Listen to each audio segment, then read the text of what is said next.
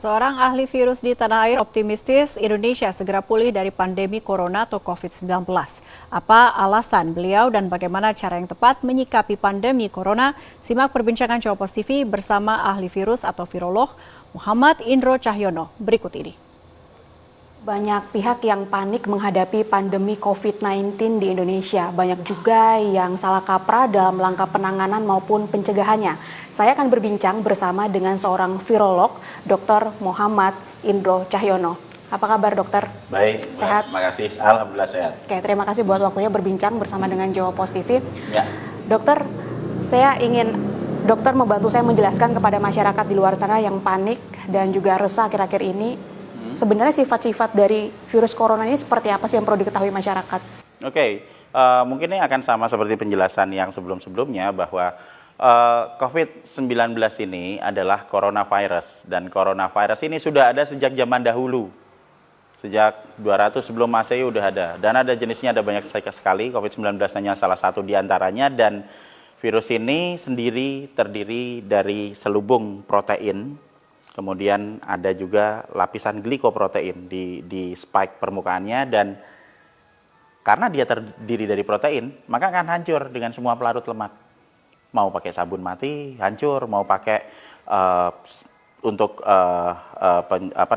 alat untuk membersih lantai mati, untuk sunlight cuci piring mati, dengan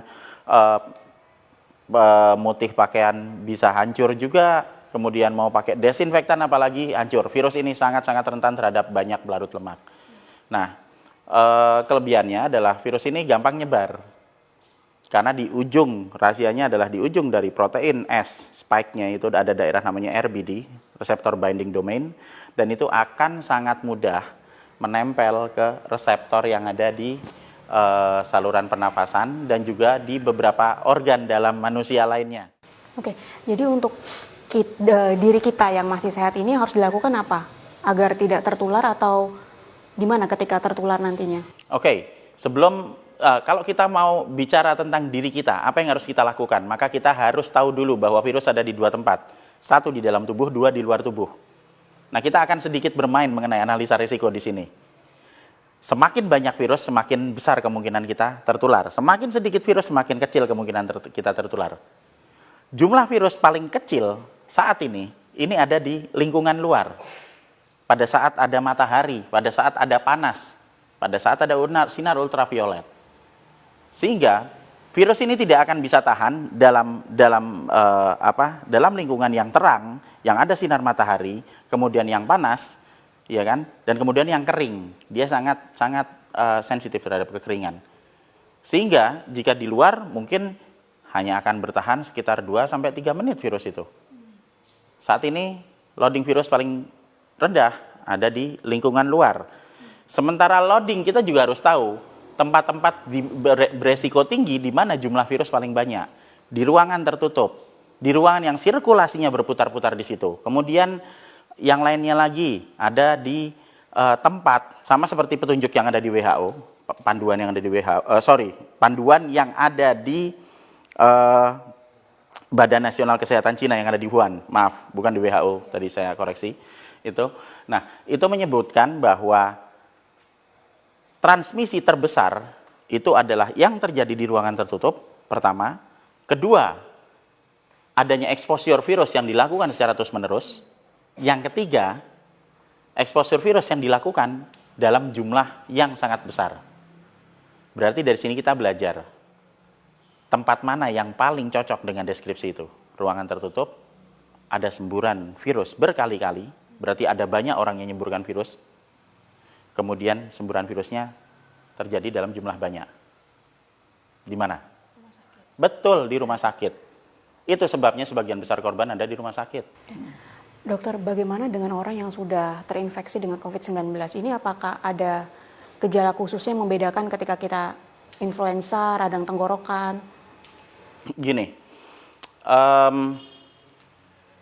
influenza karena virus influenza, radang tenggorokan karena bakteri, infeksi mungkin demam ataupun flu seperti itu karena COVID-19. Kita tidak bisa membedakan kecuali lewat uji lab. Tetapi kita juga harus paham juga bahwa di masa wabah seperti sekarang, apapun penyakit yang kita derita, tidak ada salahnya jika kita juga mulai waspada, oh jangan-jangan ini COVID-19. Permasalahan utama di sini adalah COVID-19 tidak membunuh. Itu yang jadi. Karena semua kehebohan ini sumbernya adalah karena kita terlalu takut bahwa COVID-19 akan bunuh kita.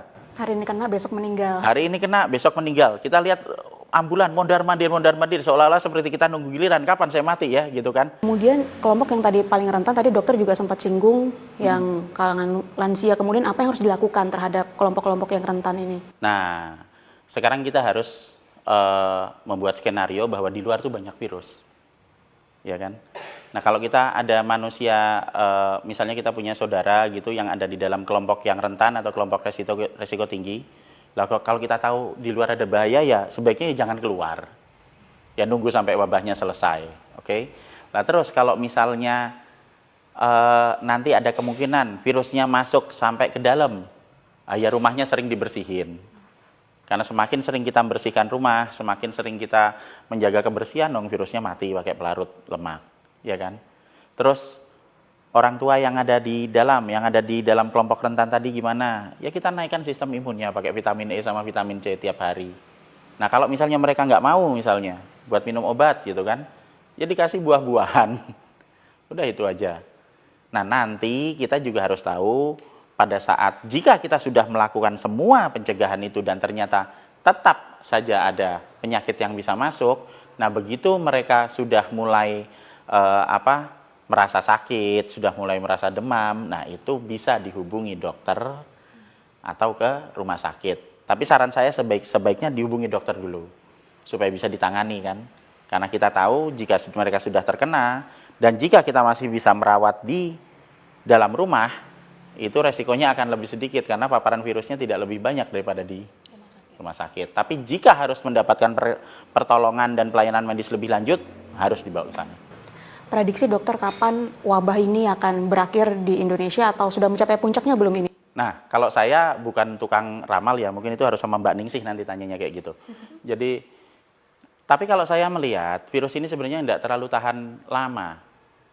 Gerakan massal membersihkan, melakukan pola hidup bersih, gerakan massal kita minum vitamin, kemudian nanti kita cuci tangan secara massal itu akan sangat mengurangi paparan virus yang ada. Dan kalau kita melakukan ini bersama-sama, mungkin sebenarnya dalam waktu beberapa minggu saja, 2 atau 3 minggu kita bisa selesai. Permasalahan virus ini simpel kok. Yang tidak simpel ini permasalahan gorengan virusnya. Virus ini akan selesai dalam waktu beberapa minggu. Gorengannya yang akan terjadi dalam beberapa bulan ke depan. Karena kalau sekarang kita lihat, permasalahan virusnya ini udah bergeser. Jadi bukan masalah virus lagi, tapi akan jadi ke masalah lockdown. Kan gitu. Orang-orang akan ribut mengenai masalah lockdown. Sebenarnya intinya kan di virusnya. Kalau kita tahu virusnya tidak berbahaya sebenarnya.